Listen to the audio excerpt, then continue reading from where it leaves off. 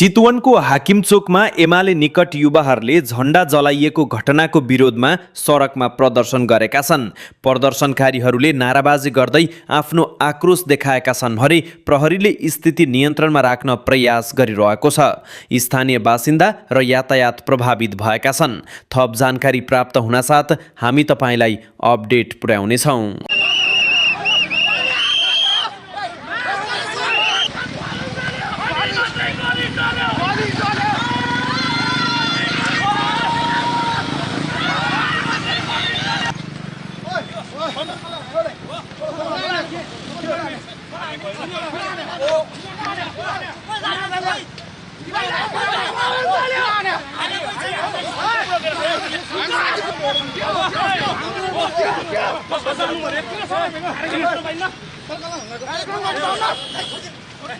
पहिला संसद भवन चल्यो, त्यसपछि मात्र गोली चल्यो।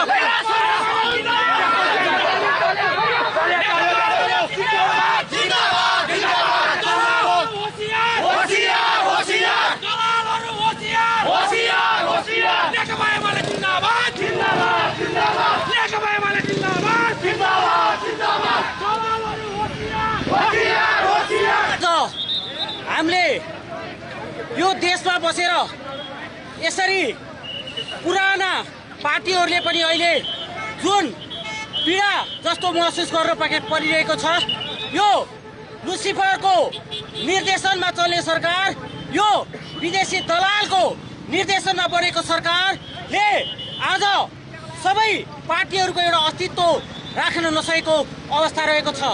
न्याय कोही कतै पनि पाइराखेको अवस्था छैन।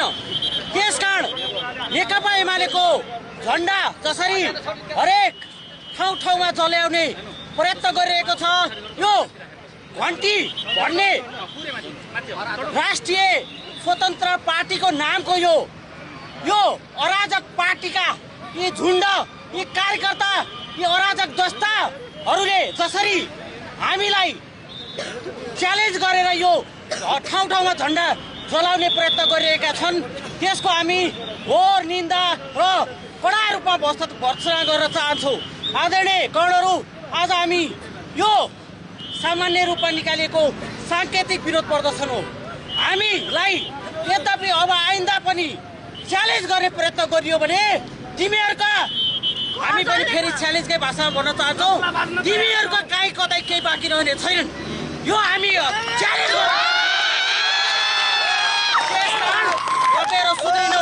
हामी अनुशासित रूपमा शिक्षित भएका कार्यकर्ता हौँ।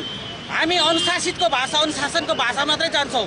यद्यपि अनुशासनबाट विमुख हुन जो प्रयत्न गर्छ, त्यसको लागि हामी अनुशासित मात्रै भएर बसिरहन पनि सक्दैनौँ।